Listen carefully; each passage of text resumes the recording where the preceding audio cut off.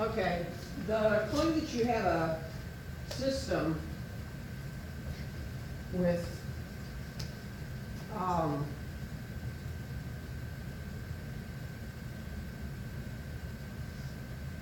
when you have a system where there's infinitely many solutions or multiple solutions, you're going to get a row of zeros along the bottom. Think about what this matrix actually means. In this problem here, you have 1x plus no y's plus 1/7 z is equal to 12/7. And then the next one says that you have y minus 4/7 z is equal to negative 6/7. And then all across the bottom you've got zeros, which means essentially you have something that says 0 equals 0, which is true, so there is a solution, okay? So when they're with many solutions,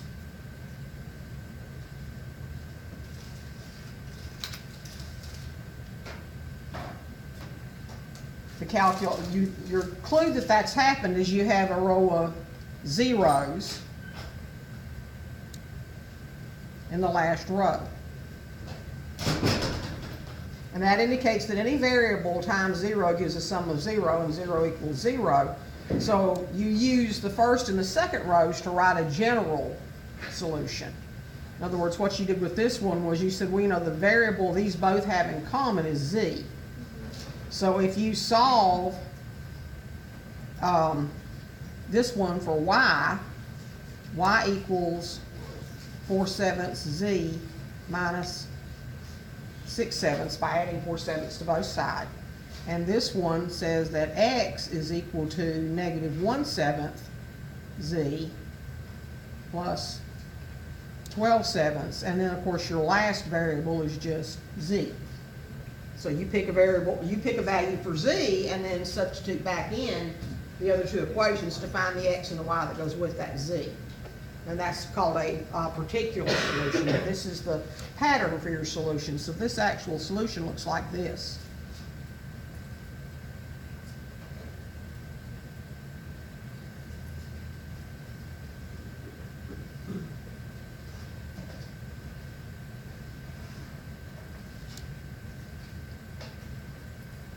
So there you've got your solution, your ordered triple, but it's only got one variable in it. And all you do is choose a value for z, and then you figure out what the other two parts of the solution are.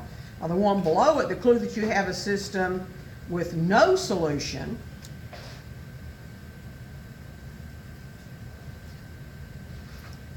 is that in the last row, you have a row of zeros, except for the last entry, which is what we have here.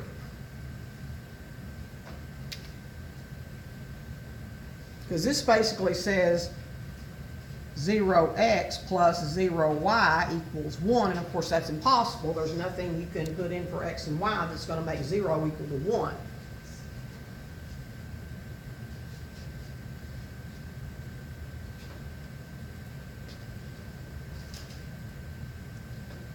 So of course that's not true, and there is no solution to that system. Okay?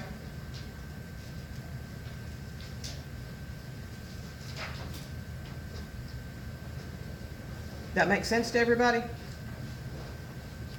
Okay. Try to get the Shobies for 1 and 2 completed before I see you next time, and I'll go ahead and look at them, make sure everybody's on the right track. I have been going back and double checking the Shobies because I have a student worker that goes through and checks those for me with my key, but she's raised some questions about whether everything she did was right because she's kind of new to this too. So I'm going in and kind of looking back through the ones that have already been graded. There was a couple she did probably when I did wrong. Yeah, and she asked me, she said a lot of people got a particular one wrong. I don't remember which one it was, but she made the comment to me that a lot of people got that particular one wrong, and I circled it on the key when she gave it back to me. And I'm going in and I'm looking at that one. So your grades on your Shobies may change. And once you see that, you know, your grade is either changed or not by next class period, you can go in and revise those so that you can get a perfect score on those if you want to. Is there going to be another Shobi assignment soon?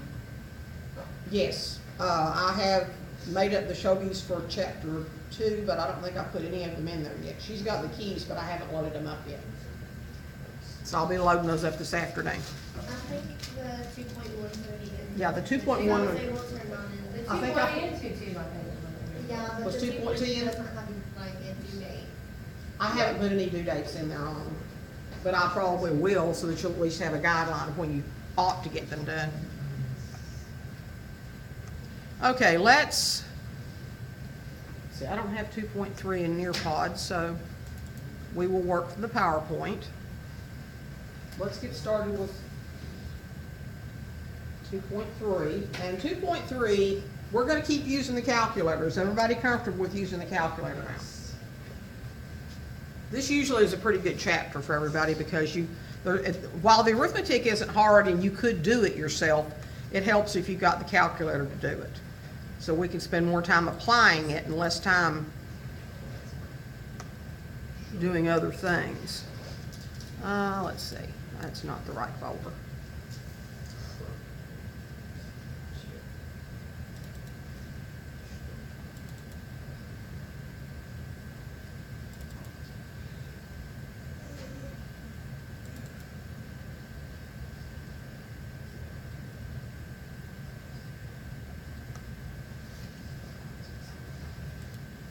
Let's get a calculator because we're going to be using it.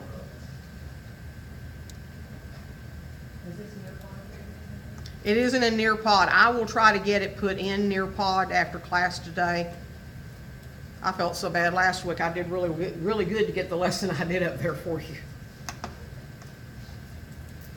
So is this just a PowerPoint? Yeah, this is just a PowerPoint, and the notes are the same either way.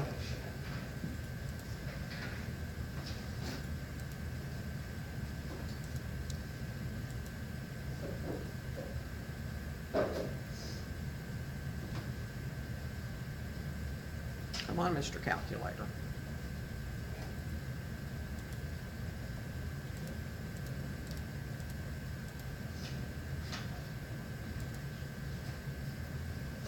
Okay. So we're going to talk about addition and subtraction of matrices in 2.3. And then we're also going to talk about, because 2.3 and 2.4 go together really well, we're also going to talk about multiplying matrices, because you can do that as well. And the calculator knows how to do that really well for you, so that'll be helpful. Now, why would you need to be able to add matrices? Well, one of the applications problems we have says a company sends monthly shipments to its warehouses in several cities. How might the company keep track of the shipments to keep each warehouse, the shipments to each warehouse the most efficient? They need a good method to do that, and that's what we're going to learn to do. Bless you. So that's the first example we're actually going to look at. The Easy Life company manufactures sofas and armchairs, and they have 3 models: sofa model A, sofa model B, and sofa model C. And they have armchair model A, armchair model B, and armchair model C. The company has regional warehouses in New York, Chicago, and San Francisco, 3 different places. So in the August shipment, they sent 10 Model A sofas, 12 Model B sofas, 5 Model C sofas, and 15 Model A chairs, 20 Model B chairs, and 8 Model C chairs to each warehouse. So all the warehouses got the same shipment. And we're going to use a matrix to actually organize the information that we need. So basically what we have here as far as what you might think of as variables is we've got different models of two types of furniture. So each piece of furniture has to be classified two ways. Is it a sofa or is it a chair? And is it model A, B, or C? So that means you've actually got a total of 6 different potential pieces of furniture. Are you recording this, Bethany? Yes. So the fact that they have 10 Model A sofas says that their warehouse inventory or their shipment to each one of the warehouses for the Model A sofas was 10, and each warehouse got 12 Model B sofas and 5 Model C sofas. And then the same thing with the chairs. They got 15 Model A chairs, 20 Model B chairs, and 8 Model C chairs. And that went out to each warehouse in their August shipment.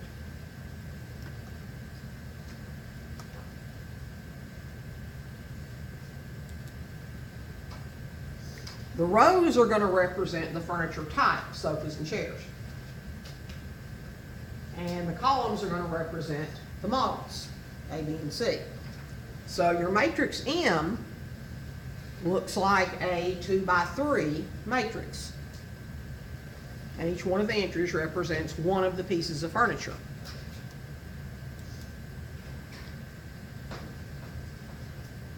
Always pay attention to the size of your matrices. That's going to be particularly important when you're adding and subtracting matrices.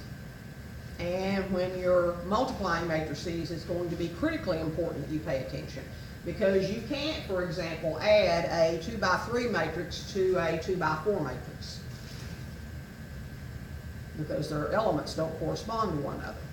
You could do it somehow, but the answers wouldn't make any sense that you would get. And you can't multiply certain sizes of matrices with each other. And we'll talk about that in the next section. So this is called a 2x3 matrix because it has 2 rows and 3 columns. It's always rows by columns. This matrix, in example A, is a 3x2 matrix. 3 rows, 2 columns. And the example in matrix B is a 3x3 matrix, which we also call a square matrix, because its rows and columns are the same size. Now I can't add or subtract these two from each other. I can multiply this matrix times this one, but I can't multiply the matrix in A by the matrix in B, and I'll explain to you why I can't when we get to that section. So matrix multiplication also is not commutative the way that it is with arithmetic. You know, 3 times 2 is 6 or 2 times 3 is 6. That doesn't work with matrices. You get different answers if you multiply them in a different order. Matrix C here is a 1x5 matrix because there's only one row and it has 5 entries. And matrix D is a 4x1 matrix because it has 4 rows and only 1 entry in each row. This is also called a row matrix because it has only a row, 1 row. And this is oftentimes called a column matrix because it only has 1 column.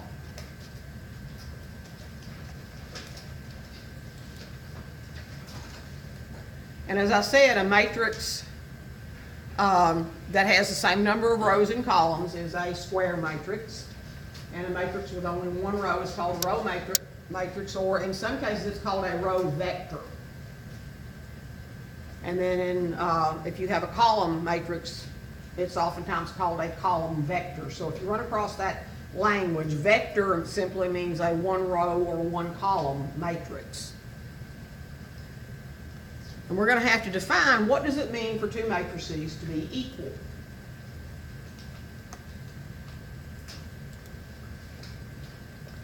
So matrices are only equal if they're the same size and if each pair of corresponding elements is the same.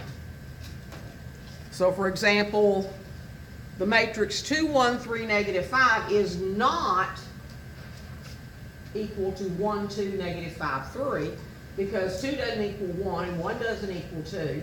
3 is not the same as 5, and negative 5 is not the same as 3 in the second one. So they're, not only do they have to have the same elements, and they do, these do both have the same elements, but they're in different positions.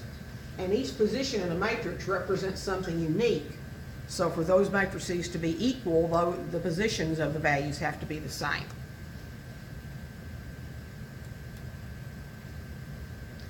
And from that definition, the only way that this matrix 2, 1, p cubed is equal to x, y, negative 1, 0 can be true is that if 2 is equal to 1, because they're in corresponding positions, and if 1 is equal to y,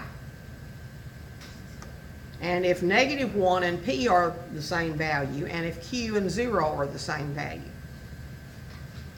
And this statement can't ever be true, even though they're both column matrices. They can't be true because the first column matrix with variables in it only has 2 entries and the second one has 3. So there's no way to assign particular numbers to either one of the variables.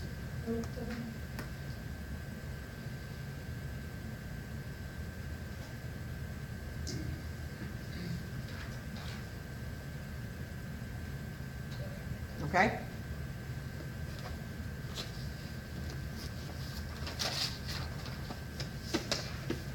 Now, as far as adding matrices,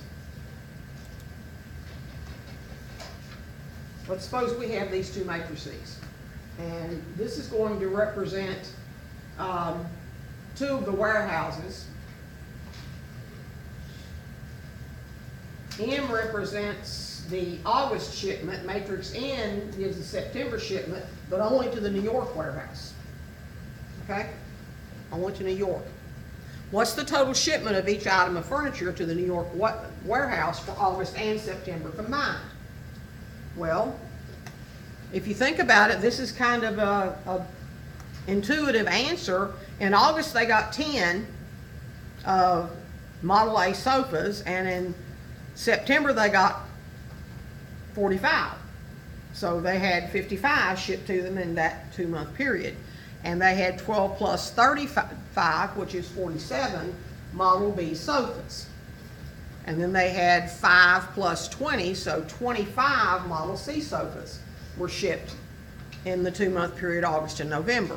And then 15 plus 65 is going to be 80 that were shipped to them of the Model A chairs.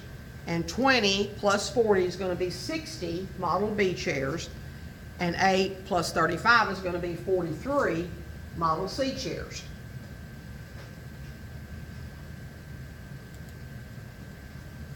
And we're going to call that matrix Q. And you can label your matrices with any labels that you want to, something that maybe makes sense to you in the problem. Any questions so far? If I ask you to add 2 matrices together by hand, could you do it? Yeah, just add their corresponding entries is all you really have to do.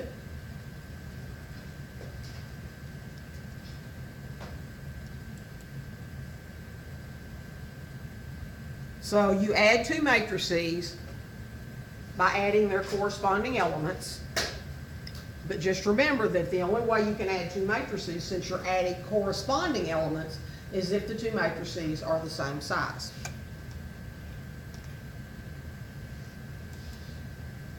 So let's practice. And we're not going to have to do this by hand. I will do the first one by hand with you, just to make sure you know how to do it, so that you'll know if something doesn't seem right about a problem. But then we'll go ahead and use the calculator.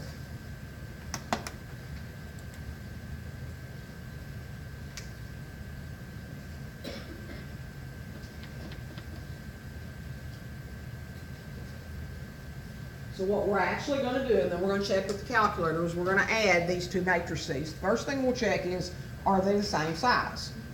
Well, this one is a 2 by 2, and this one is a 2 by 2. So yes, we can do it. And our answer then is going to be a 2 by 2. With 2 rows and 2 columns. So we're gonna add 5 and -4 and get 1 for the first entry.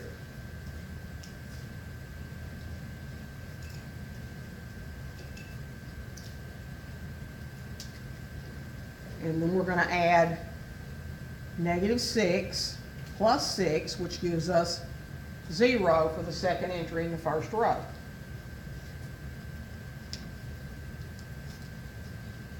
And then we'll add 8 plus 8, which is 16, to get the first entry in the second row.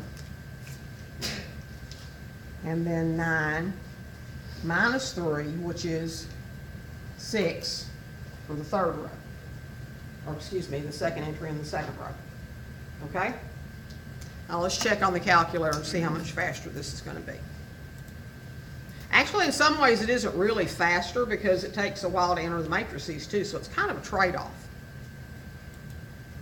So we go to Edit, and we'll choose Matrix A, and make it a 2 by 2, and put in 5, -6, 8, 9, and then quit, go back to the matrix, back to Edit, and choose Matrix B, and make it a 2 by 2. And its entries are -4, 6, 8, -3.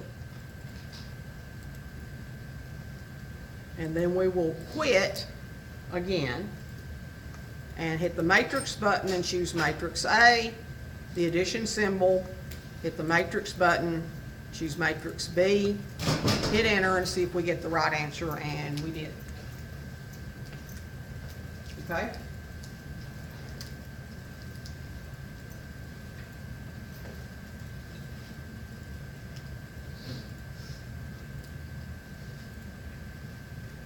Now, I will give you one hint that I've learned doing this on the calculator.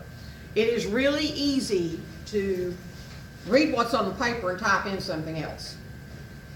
Okay? So if you think you might do that or might have done that, especially if you're doing some problems in My Math Lab and it says, no, that's wrong, you think it can't be, the calculator doesn't make mistakes. Well, no, the calculator doesn't, but we're human and we do. So the other thing you can do is you can always check by printing out the two matrices first to make sure that you did enter what was on the paper. And then you can add them. But we know that we had those two right because we got the right answer. So let's go ahead and look at Matrix B. Can we even add the first matrix to the second one in example B? Why not? They're not the same size. This is a 2 by 2. This is a 2 by 3. Those are called its dimensions. And its dimensions are not equal. So you can't do that. That won't work. And your calculator knows you can't do that, by the way. If I go in, come on, let's go to the matrix and edit Matrix A and say, okay, it's 5, -8, 6, oops, now what did I do? I've messed up everything. It's a 2 by 2. 5, -8, 6, 2, and then quit and go to Matrix and edit Matrix B, which is a 2 by 3.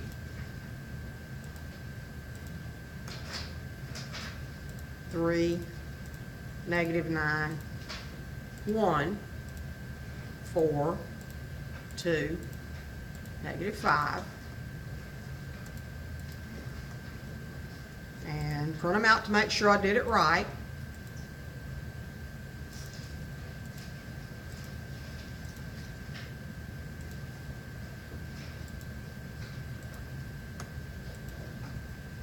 And they are correct, but when I try to say matrix A plus matrix B, it says quit. And it says at the top, dim mismatch. The dimensions don't match. Okay? So it's going to tell you what the problem is, just to remind you. So if I ask you to do this problem on a quiz or a test, I would want you to show me why it doesn't work. Don't just tell me impossible or can't do this. Tell me why you can't do it.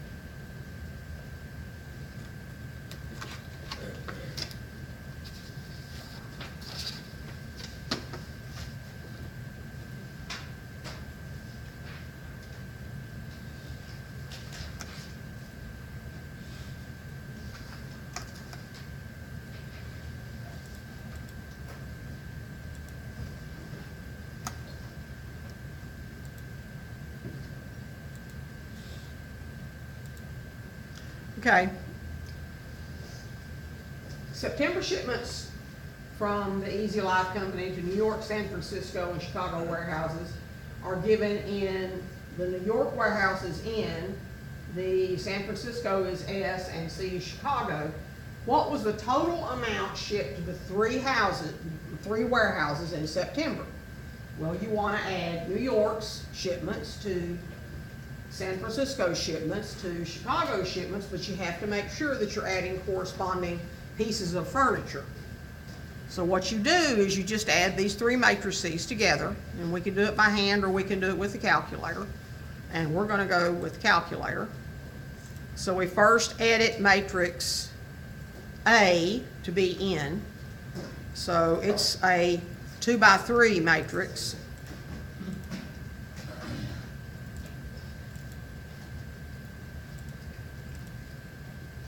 And its entries are 45, 35, 20, that's the sofas, 65, 40, and 35, that's the chairs. And then go and edit matrix B, and it also is a 2 by 3. With 30 Model A sofas, 32 Model B sofas, 28 Model C sofas, 43 Model A chairs, 47 Model B chairs, and 30 Model C chairs. And then go back and also edit matrix C, which will be, in this case, matrix C. And it is, again, 2 by 3. And just enter in the values, 22, 25, 38, 31, 34, 35. And then you can print them out if you think you might have made a mistake. So double check A and B and C to make sure that they're all right, and then add them up.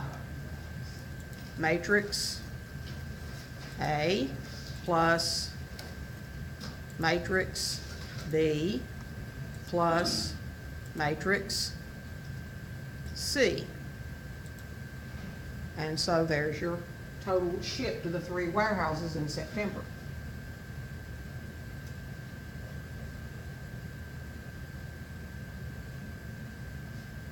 So you can find cumulative shipments to 1 warehouse, or you can find cumulative shipments to all 3 warehouses over a period of time. And you can see where this would be a very effective tool that somebody controlling the inventory in those warehouses would find very useful.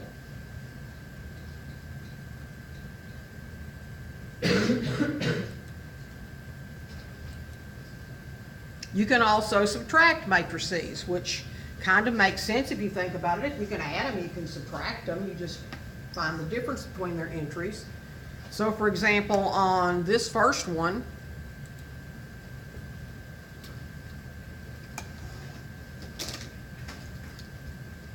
since they are both 2 by 3, so that means I can actually do the subtraction, and that my answer is going to be also a 2 by 3. So I take 8 minus 3 and get 5.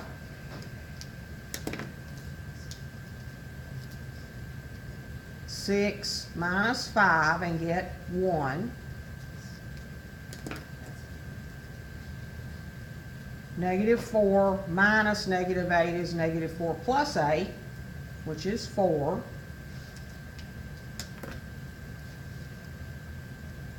-2 plus -4 is, or excuse me, minus -4 is +2.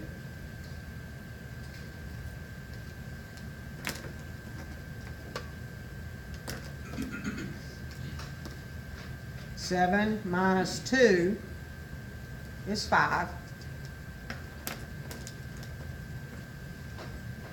And 5 minus 9 is -4. So just like addition, you add or subtract corresponding entries. But this one, because it's a 2 by 2 and this is a 2 by 1,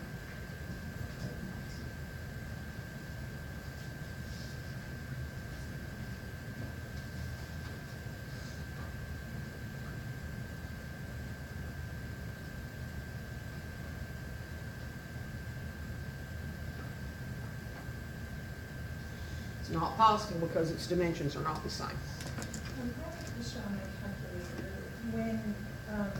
When we're doing the matrices, if we did 3, and now, say we went back to 2, how do I clear it out in that number, in the 3 spot? How do I clear out that matrix? You actually can't clear it out. All you can do at this point is change it. You can go in and change it to a 1 by 1 matrix, which makes it just one entry. So it's always going to be on there? It's always going to be on there. Yeah. Okay.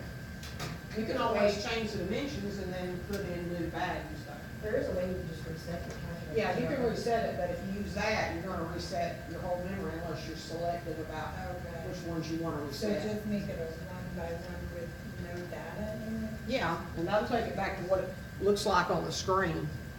See, I think I can do it with this one too. So I can show you what it looks like. So let's say, for example, I don't want to use matrix C the way it is anymore. I want to try to reset it. You just you set it to be a 1 by 1, and you can put a 0 in there because it's actually what it starts out with. And when you go back to your matrix, it'll still say it's a 1 by 1.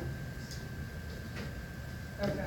It is only blank until the first time you access it. After you access it, it'll always have dimensions and it'll always have some entries. Okay. But there's no reason to really need for it to be cleared out.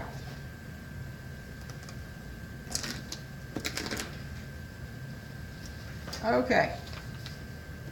So we'll look at example 7 and see, why would you want to do subtraction of matrices?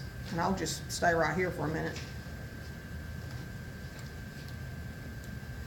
It says during September, the Chicago warehouse shipped out the following numbers of each model. So they shipped out 5 Model A sofas, 10 Model B, 8 Model C, 11 Model A chairs, 14 Model B, and 15 Model C. What was their inventory on October 1, taking into account only the number of items received and sent out in 1 month? Well, now we're going to have to go back to find out what they had in September. So in September, the Chicago warehouse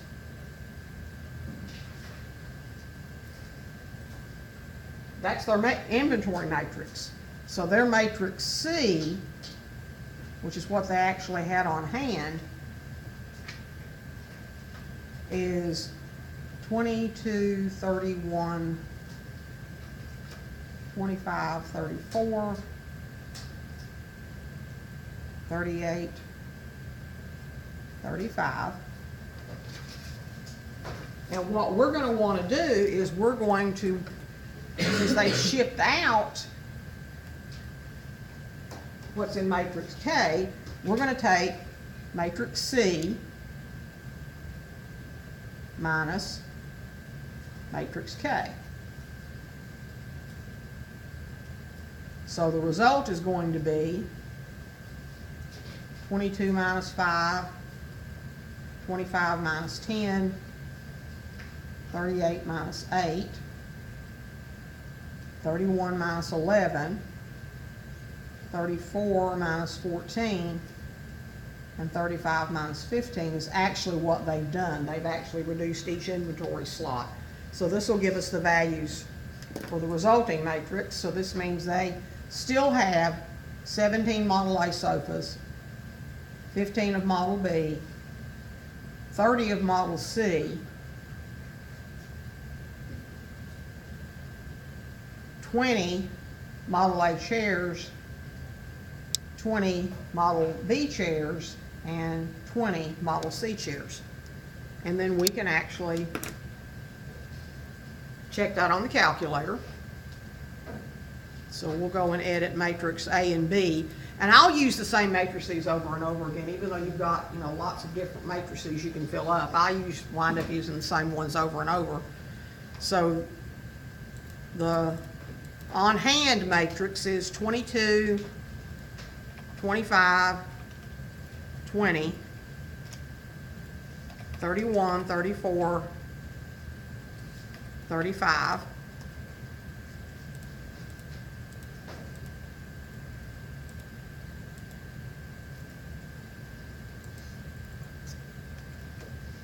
And the shipment matrix is 5, 10, 8, 11, 14, 15. And then I'll just subtract matrix A minus matrix B and get the answers that I had doing it with pencil and paper.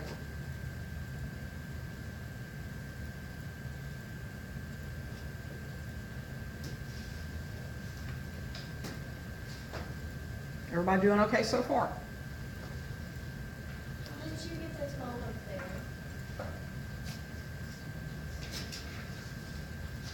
It's not the 15.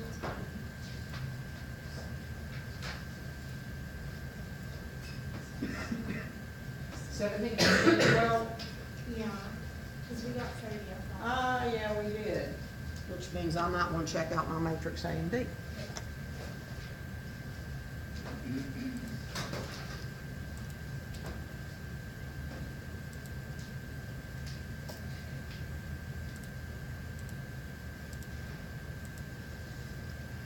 Twenty-two, 25, aha, misentered. So I need to fix A. Remember I said it's probably a good idea to print them out? Even the teacher messes them up. So let's try that again. Matrix A. Now it matches. Matrix, go back over there. B, just to be safe. Okay, now do matrix A minus matrix B. And now everything does match. Thank you for catching that. And that's just, you know, one good thing to remember. I mean, I didn't even notice it. I was just going right along, but actually the best and safest thing to do is enter the matrix or matrices if you have more than one for the problem, and then print them all out and double check. Because if you're going to rely on the calculator to do the arithmetic, you got to make sure you gave the calculator the right values. Okay? It only works with what you can give it.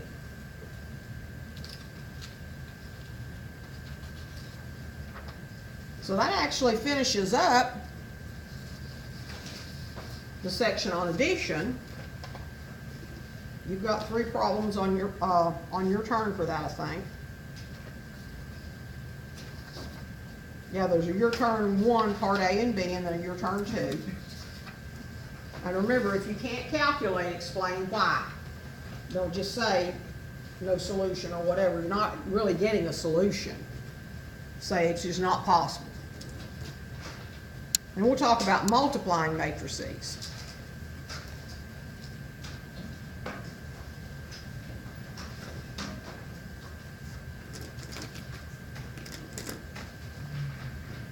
There's actually a couple of different kinds of matrix multiplication. The first one is called scalar multiplication. And think of a scalar, if you know that you've got a recipe that takes 1 cup of flour and 2 eggs and 2 cups of sugar, and you want to double that recipe, what do you do to double the recipe? Multiply everything by 2. You scaled your recipe up by a factor of 2. That's the same thing. So if I want to scale a matrix, I'm multiplying it by a constant. So in this case, what I'm going to do is I want to find minus 5a, and this is matrix A. Now you can do this on the calculator too. Don't think that you can't. But what you're going to do, what happens when I take minus 5a, that's going to equal minus 5 times 3 minus 5 times 4, 0 times minus 5, and negative 1 times minus 5. So my resulting matrix is going to be negative 15, negative 20, 0 still, and positive 5.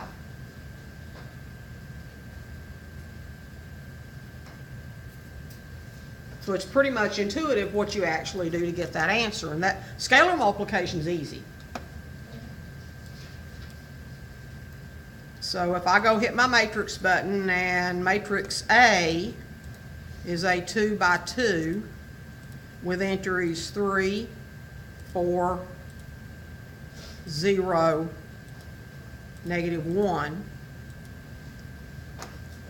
And if you don't want to print them out every time, you can also go back and double check right here and make sure that you entered everything correctly. And then second mode to quit.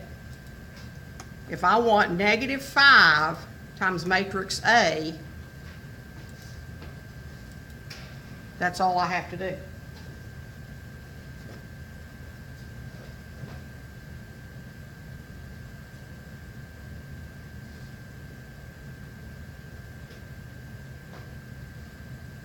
Sometimes, though, what you want to do is you want to multiply 2 matrices together. You don't want to scale a matrix necessarily. You actually want to multiply one matrix times another. Let's see when we might want to do that.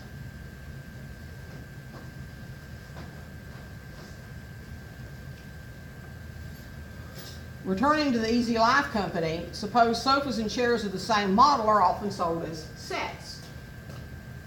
You know, if you go and you buy furniture, a lot of people will buy a couch and a chair that come as a set, as a matching pair. So looking at the warehouses and the model A, B, and C types of each set, New York has 10 sets of matching model A sofas and chairs and 7 sets of matching model B sofas and chairs and 3 Model C sets of a Model C sofa and a Model C chair, and so forth. Okay? If the selling price of Model A is $1,000 and a Model B set is $1,200 and the Model C set is $1,400, what they might want to know is what is the value of the sets in the warehouses. What is the total value?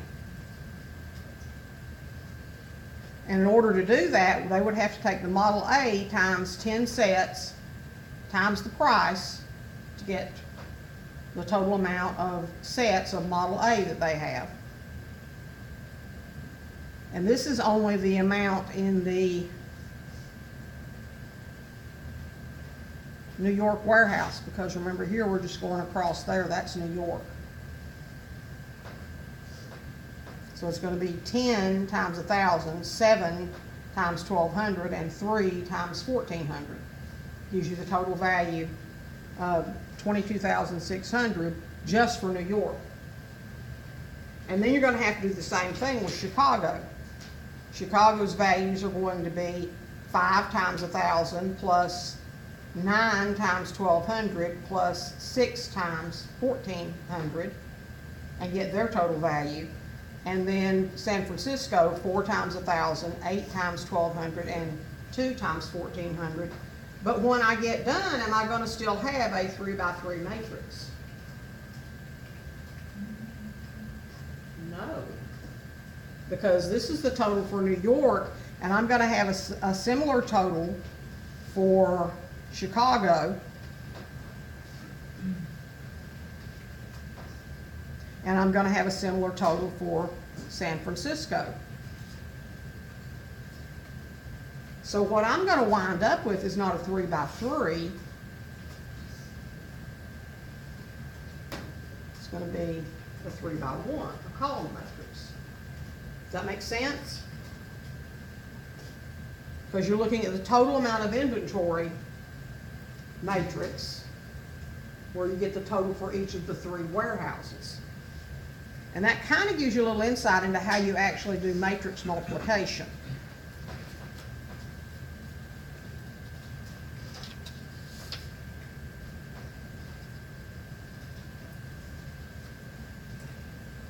So before I come back and look at this again so I can find my total inventory matrix, let's try practicing some matrix multiplication.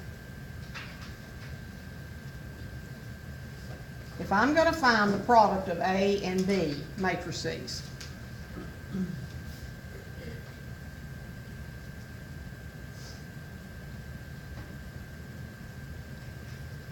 I'm just going to go strictly on the calculator and then we'll backtrack.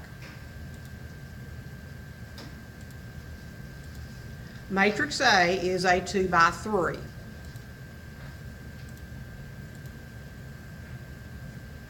And its entries are 2, 3, -1, 4, 2, 2. And matrix B is a 3x1.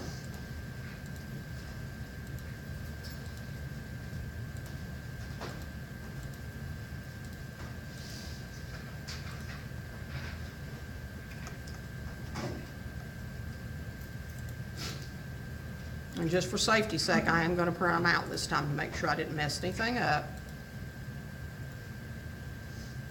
Okay. Okay. So if I do matrix A times matrix B,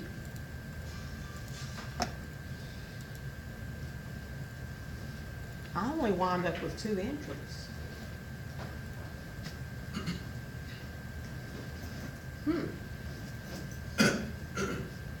The reason for that is that this is a 3x2.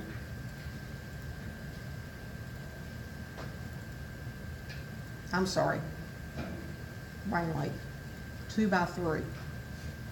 And this is a 3x2. That one worked, okay? And the reason that it worked is because the number of columns matches the number of rows. Those must be equal. Isn't that 3x1? 3x1. Yeah, it is 3x1, sorry.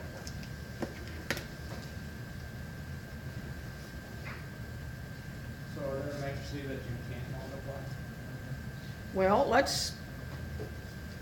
let's try multiplying B times A.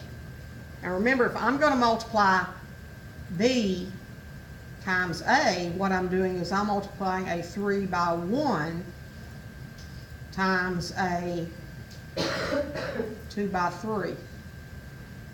And what's the first thing that I notice? These are not equal.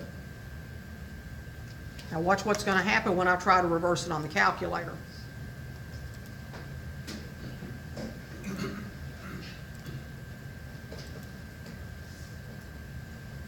dimension mismatch. The operation isn't possible. Can't do this. So what's the difference? Why can you do it the other way? Okay, that gets into how you actually do the multiplication, which is why I said we're gonna backtrack.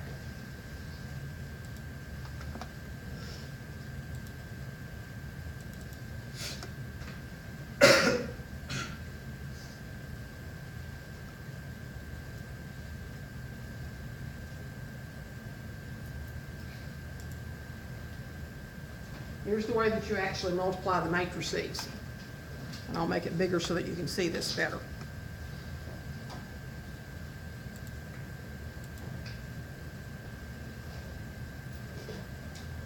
You take the first row of matrix A, or the first row of the first matrix, times every entry in the first column of the second one. That's why the row entries has to match the column entries, okay? So it's 2 times 1, and then 3 times 8, and negative 1 times 6, and you add all of those together to get your first entry for your answer. And then you're going to do the same thing. You're going to say 4 times 1 plus 2 times 8 plus 2 times 6 will give you the second value, and that's why you only get 2 answers, or two values in your matrix. Okay?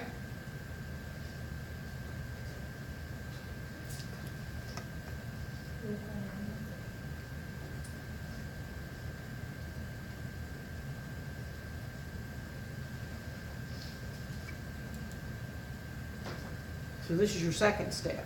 So the product of these two matrices, the answer was 20, 32. Why is it flip-flop? Excuse me? Why is it flip-flop? Why, the 32 is the first row multiplied, and it's on the bottom. Because the 32 is coming from the fact that it's the second row times the first column. That would be, So it's 20, 32. alright,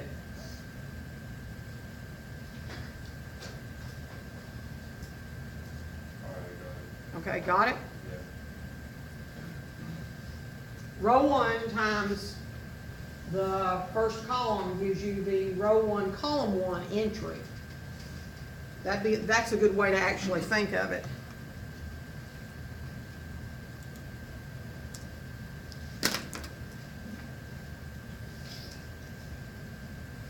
When you're doing this multiplication, you're taking row 1 So it's like 2 times column 1, okay? And when you do row 1 times column 1, you're adding all 3 of those little multiplications together, but you're getting the row 1, column 1 piece of the answer. And then when you take row 2,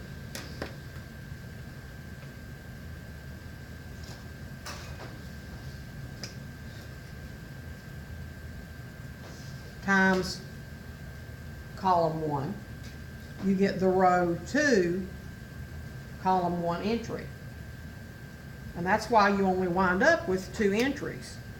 So the number of rows of your first matrix determines how many entries you're actually going to have in your first column.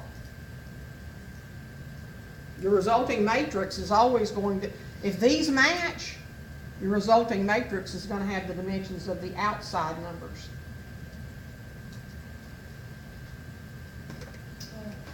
Okay? If you multiply a 2 by 3 matrix times a 3 by 2 matrix, which you can do, as long as these match, your result is going to be a 2 by 2. Coming from here and here. Okay?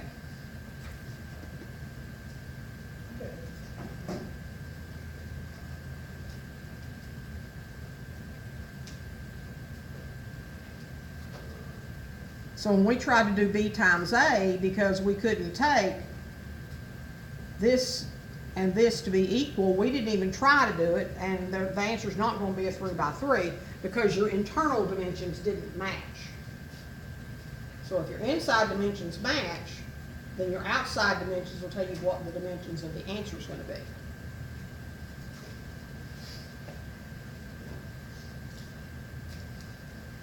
Let's work through this next one, just to make sure, because sometimes the calculator is not real clear on telling you why you can't do something. Let's make sure we understand when we can't and when we can. What size is this matrix? Okay. What size is this one?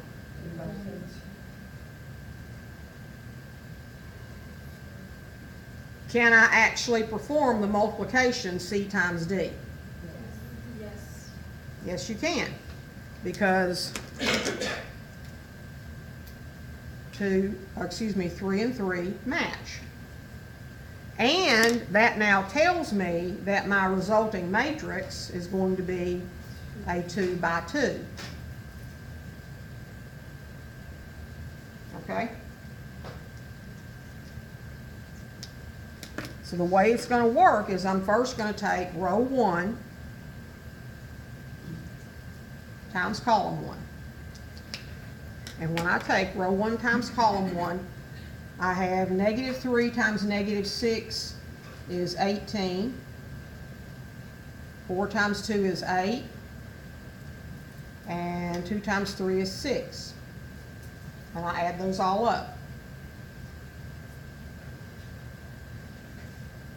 And if I can remember how to do arithmetic, I believe that's 32.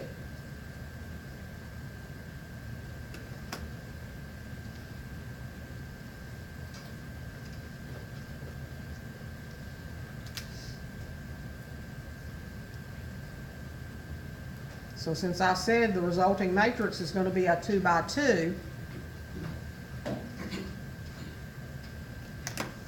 my row 1, column 1 entry is going to be 32.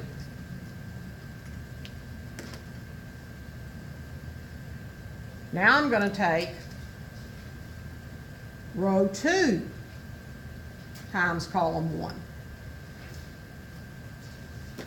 And row 2 times column 1 is going to be 5 times -6 is -30. 0 times 2 is 0. 4 times 3 is 12. And -30 plus 12 is going to be -18. And that's going to be my row 2, column 1 entry on my matrix answer. Okay?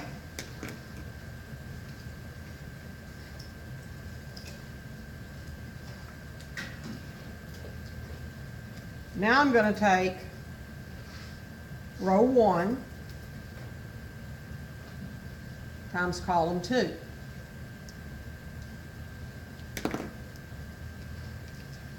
Row 1 times column 2 is -3 times 4 is -12.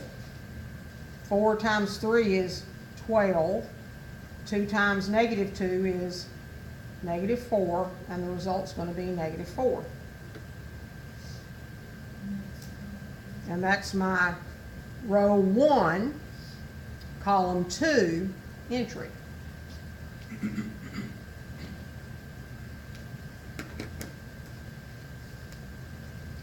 And then I'm going to take the second row times the second column, which is going to give me my row 2, column 2 entry in my answer. 5 times 4 is 20. 0 times 3 is 0. 4 times -2 is -8. 20 minus 8 is 12. Well, we definitely need to know how to do this by hand. You don't definitely need to, but you do. But seeing how to do it by hand makes you understand why it comes out the way that it does. You can also do it around. Excuse me? That I could have flipped them around? If that's what it's asking. Um, You'll get a, you get a different answer. You can- which is what I'm gonna show you in a second. So we're gonna check this one first. And I'm actually gonna use C and D in the calculator.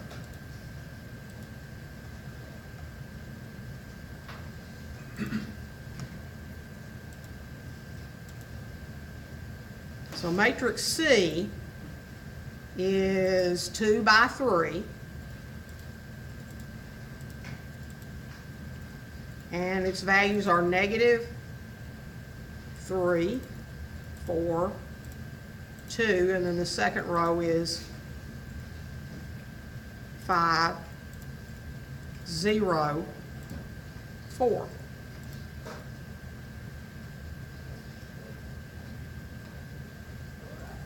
Okay, and I've double checked it on this screen.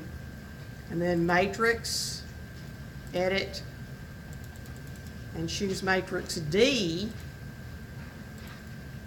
and make it a 3 by 2. And it is negative 6, 4, 2, 3, 3, negative 2.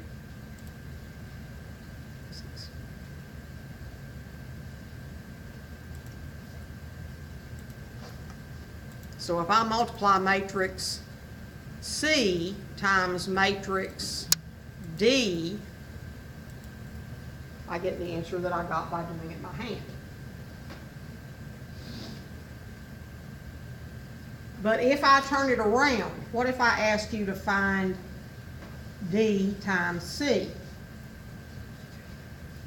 And I'm going to let the calculator do the arithmetic, but I'm going to ask you to answer a question for me. Matrix D is a 3 by 2. Matrix C is a 2 by 3. Can I do that multiplication? Yes. Yes. Those match. What's my answer going to be? What dimensions? That's 3 by 3. It's going to be a 3 by 3. But will it change our overall answer in the end? Yes. Yes, it will. So watch what happens here. This is why I mentioned earlier that matrix multiplication, unlike arithmetic multiplication, isn't commutative. You can't just flip them around and get the same answer. So if I go matrix D times matrix C, I get a completely different answer. Okay?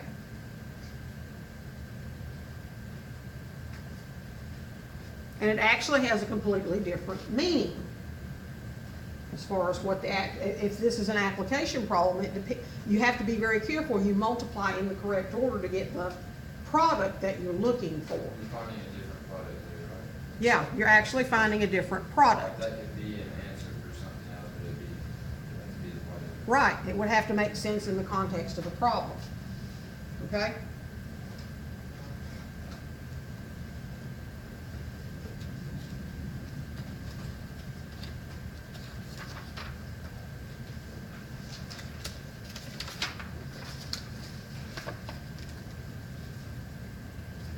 So the next example that you've got, example 4, says, excuse me, suppose matrix A is 2 by 2 and matrix B is 2 by 4.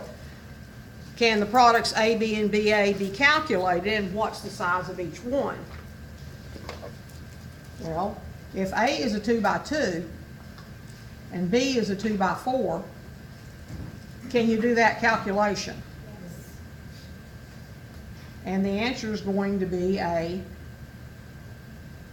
2 by 4 because it goes by the outside dimensions. What if I turn it around?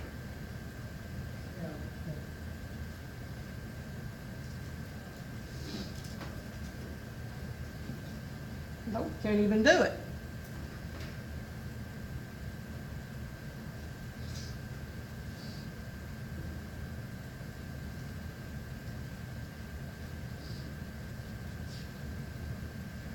That's not possible. Rows and columns on the inside don't match. And then example 5, and I'm gonna let you practice this one, rather than me working it for you, and I'll have it up in, I'll have a Nearpod for you with this in it. This is pretty much the last of what we have to do, I think, or almost the last. A times B is gonna be a 3 by 2 times a 2 by 3. And since those match, the answer is going to be a 3 by 3. But BA is going to be a 2 by 3 times a 3 by 2. And since those match, you can do it, but it's going to be a 2 by 2 answer. So AB does not equal BA.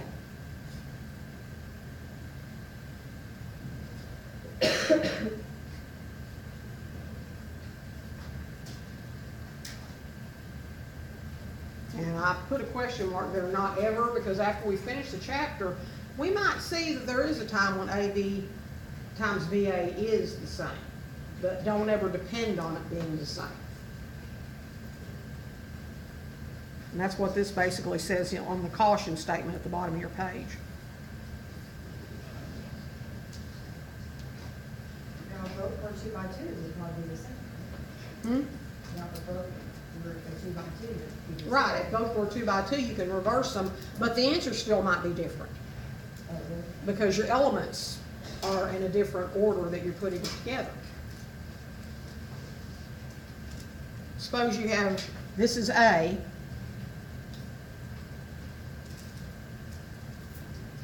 and this is B.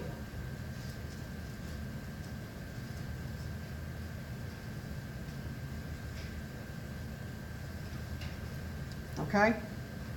If you do AB, it's going to be a 2 by 2, but your first multiplication is going to be this. 1 times 1 and 2 times 3, 2. So 1 times 3 is 3, and 2 times 2 is 4. So that first entry is going to be a 7, right? But if I'm going to do BA, that means I'm taking this one times this one. And my first entry is going to be 3, 4, and 1, 3. 3 times 1 is 3, and 4 times 3 is 12. So my first entry is going to be 15, not 7. So unless the matrices themselves are identical, then you're still going to get a different answer, even if the answers are the same size. Okay? This says it is associative, and that's true, but I don't think you need to worry about the fact that it's all true. So let's look at an application and probably finish this application up next time and go on to the next section. Because this problem's long and we got like 1 minute, so no, we'll save this for next time. We'll wrap up this section next time and we'll finish section 2.5. What is our test, our first It's test? going to be Tuesday next week, Okay. okay? Will we have time to review it all? I will give you a review test and give you the answers to it. Okay?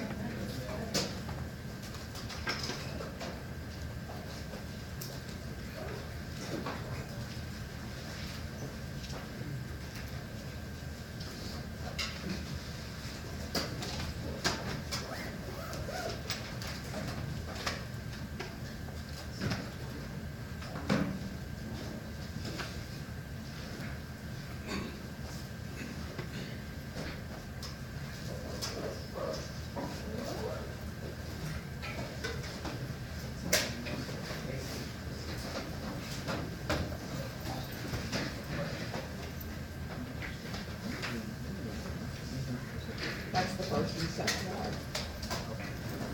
They show you all the steps. I'm expecting you to do it on the calculator.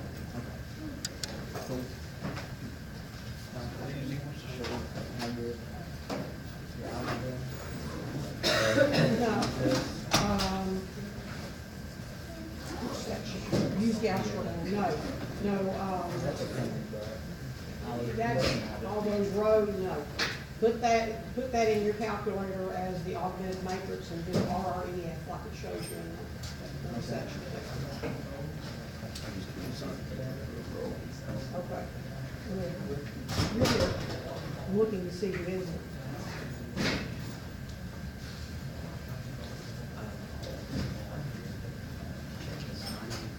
Not today, no.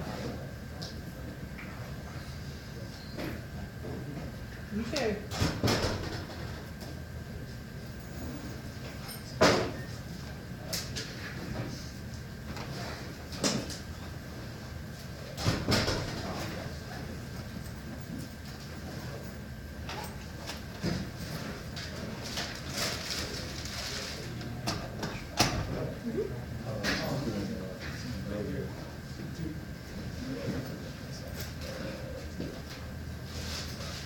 So I'm finishing early on, section 2.2, that's what it was.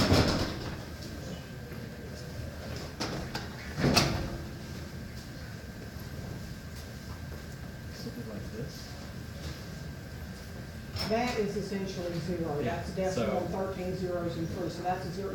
Your calculator does a numeric process, but sometimes it gets carried away. So whenever that happens, just It assume just zero. says zero. Oh, when you get that, like, Yeah, you get like, Infinity. 3 times negative, 3e negative 13. Yeah, That's that's what I'm- point, 13 zeros and then 3. yeah, I know, I was getting that a couple times when I was doing some of my math homework, and I was like, which one am I supposed to put? And then I realized, I was like, I had done it wrong. The thing is, I did exactly what you were talking about, it's like I was doing some stuff and just some of the simple math, and just like messed up a little bit on it. Yeah. Okay. I didn't have an assignments today. I did it on my iPad.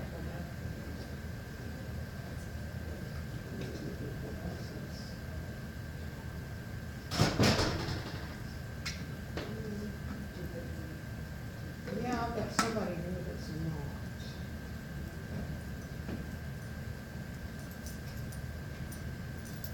The only people I have marked extra right now are Caitlin and Scott. Edmund came in late.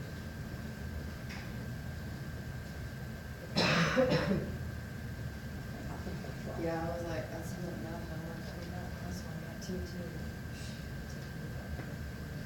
I was like, this is great, probably play all the time, but there's like a few problems that, it's just like I was stuck on, you know, and it seemed like I was getting wrong and then trying to do another question, all of a sudden, Mhm. the question did, but I think the couple of things, like I said, doing some of the Well, simple you- math. You can do all of these in the calculator. You don't have to do any of these by hand.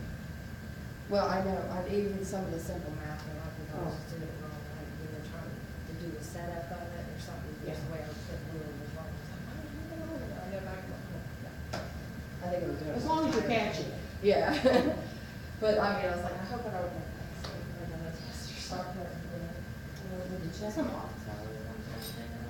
Right at class, I have, so I'm You did, counting right after this. okay, what?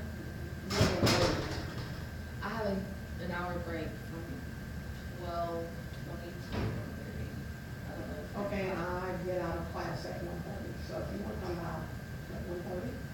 I guess that, no, I have to go back to class. Oh, you have to go back? Yeah. Okay, no, I'm in class. Are you here at all on, Monday, Wednesday? No, I'm here on Fridays. Are you here every Fridays? I'm usually here late in the afternoon on Friday, but if you need me to come in earlier in the day. I that's get fine. out of class at 11. That's, when you come in later. Just send me a text or remind, and I'll come in early, I'll come here. You said you get out at 11? Yeah. I'll just plan to be here at 11 instead of 2. Just to go over some stuff, because I had Sure. some personal stuff I had to miss Okay. all last week. Okay. It's just to catch up. But Okay. this is easier than algebra. I don't know why. Well, the matrices is. but Really, it's- this back, my old teacher just skipped over chapter 1 finite math. She said everybody should know it already. It's what?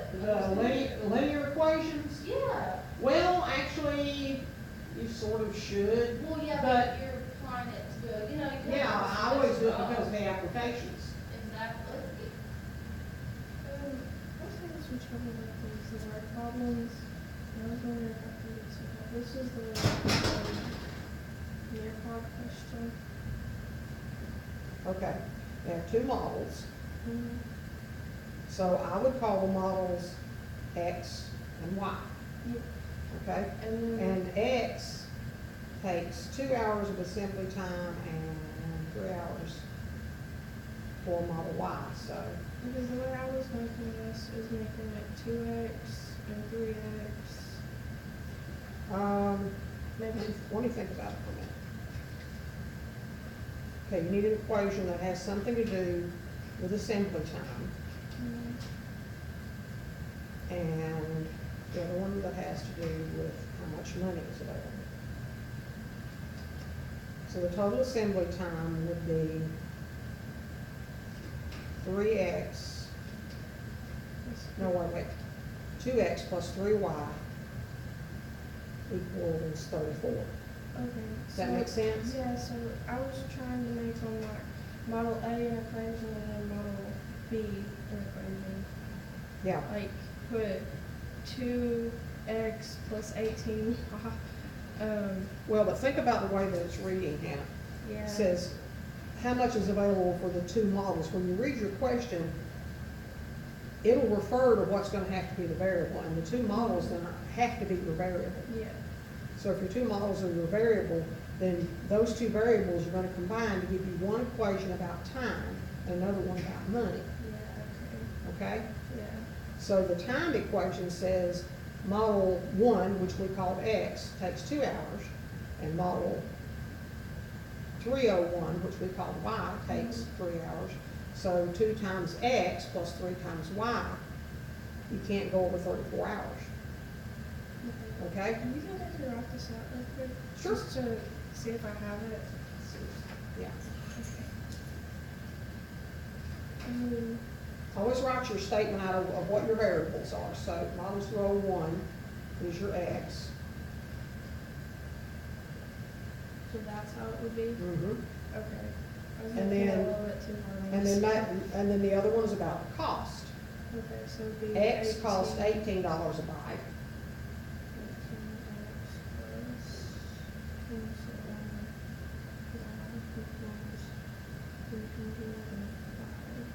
305. Yeah.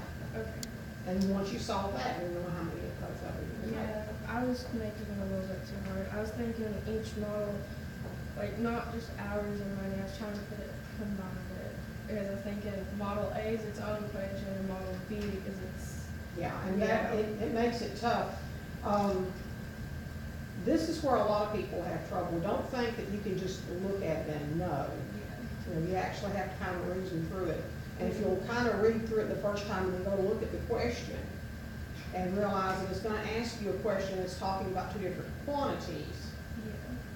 So that means that the number of each has to be the variable. If you read the last question, it'll help you pick out what the variable is. Yeah, I just Everybody get has a hard time with confused that. because it's, I feel like sometimes they give you a little bit more information than you need, and I have trouble picking out which information we need and which we don't. So I think I'm gonna have to spend some time on that. Yeah, and don't expect that, and take that with you so you can keep working on it. Okay. Don't expect it to be, a word problem's gonna take you like 30 seconds. Yeah. It doesn't take me 30 seconds. I have to think about it a while.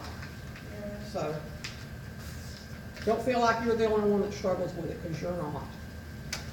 Well, yeah, but whenever you're the person who's struggling, it I know, kind of. it still frustrates you. Yeah. But I think I've done a lot better this semester. You have definitely done a lot better this semester, and I think you're gonna be fine.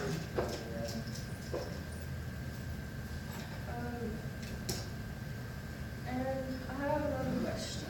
Okay. My e-text on my, the Pearsons isn't working. I downloaded it, luckily, I downloaded the book, Mhm. so I do have it, but it's not like the kind from Pearson, like, it doesn't have videos or interaction tools or any of that. Can you get into my math lab and open your e-text? No, wait, my math lab, no, I can't get into that. I can get into it now, but it won't let me, it sends an error. Sign in, let me look. Because you should be able to get into it. Yeah, I feel like I may have to contact them again.